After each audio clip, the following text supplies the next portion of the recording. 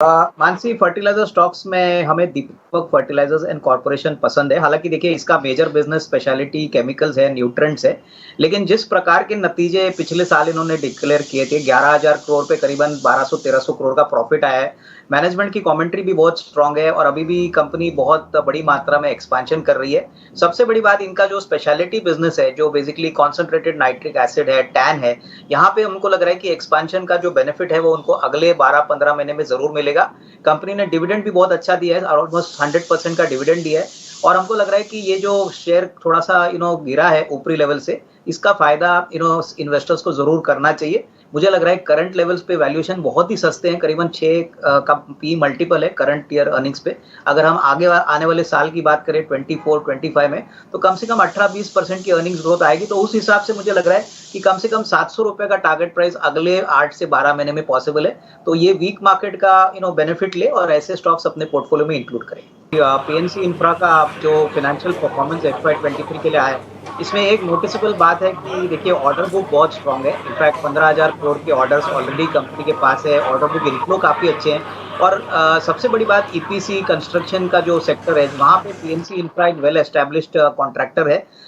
Election के पहले एक आध साल पहले ये एक स्पेस बहुत बजिंग है, क्योंकि गवर्नमेंट भी चाहती है कि ज्यादा से ज्यादा फोकस कंस्ट्रक्शन और इंफ्रास्ट्रक्चर पे वो डाले।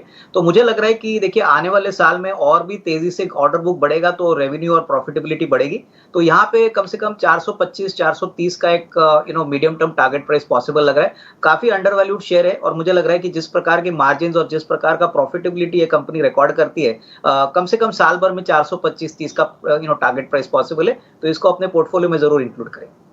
मानसी देखिए, पहली बात तो फिलिप्स कार्बन ब्लैक यानी पीसीबीएल जो है वो बेसिकली कंट्री की सबसे बड़ी कार्बन ब्लैक मैन्युफैक्चरिंग कंपनी, और ग्लोबली इनका नंबर करीबन 7th या 8th नंबर पे आता है। मोस्ट इंपॉर्टेंटली देखिए, ये एक ऐसा बिजनेस है जहां पे एंट्री बहुत डिफिकल्ट है और गिने चुने प्लेयर्स इंडिया में ऑपरेट करते हैं। सबसे बड़ी बात, सारे टायर कंपनीज के साथ इनका एक बिजनेस रिलेशनशिप है, क्योंकि कार्बन ब्लैक एक बहुत बड़ा इनपुट है। और भले ही कोई डिस्ट्रप्शन आए आईसी इंजन में या इलेक्ट्रिक व्हीकल्स में, लेकिन टायर्स जो बनते हैं वो बेसिकली उनमें कार्बन ब्लैक यूज होगा। तो डिस्ट्रप्शन के लिए भी कोई बड़ी जगह नहीं है। अभी अगर एक्सपेंशन की बात करें तो इन्होंने एक बड़ा एक्सपेंशन ऑलरेडी खत्म किया है। इनका खुद का एक कैप्टिव पावर यूनिट है, जिसको वो नॉट ओनली खुद भी यूज करते हैं बट पावर सरप्लस बेचती भी है। तो मेरे ख्याल से कंपनी का बिजनेस मॉडल बहुत बढ़िया है। और सबसे बड़ी बात, अभी पिछले 6 महीने से जो परफॉर्मेंस हम टायर कंपनीज में देख रहे हैं, वॉल्यूम ग्रोथ बढ़ रहा है, इनफैक्ट रबर के प्राइसेस गिरे हैं। तो ये दोनों बातें, इनफैक्ट क्रूड के प्राइसेस भी गिरे हैं। तो ये दोनों बातें मुझे लग रहा है कि जो एंसिलरी कंपनीज है जो टायर सेक्टर को केटर करती है, इनके लिए भी अच्छी बात है, क्योंकि वॉल्यूम ग्रोथ आएगा तो ऑब्वियसली इनका बिजनेस भी बढ़ेगा। मेरे ख्याल से अगले साल टॉप लाइन कम से कम 20-22% बढ़ेगा, अर्निंग्स करीबन 25% बढ़ेगी। और मोस्ट इंपॉर्टेंटली, अगर क्रूड में कोई बड़ी वॉलेटिलिटी नहीं आती है तो करीबन 210-215 ये मोटा मोटी टारगेट है अगले साल का। तो यहाँ पे डेफिनेटली एक अच्छा रिस्क रिवॉर्ड बन सकता है। काफी सस्ता स्टॉक है, हालांकि बिजनेस थोड़ा कमोडिटी बेस्ड है, लेकिन इस साल में अच्छी उछाल आपको इस स्टॉक में देखने को मिलेगी।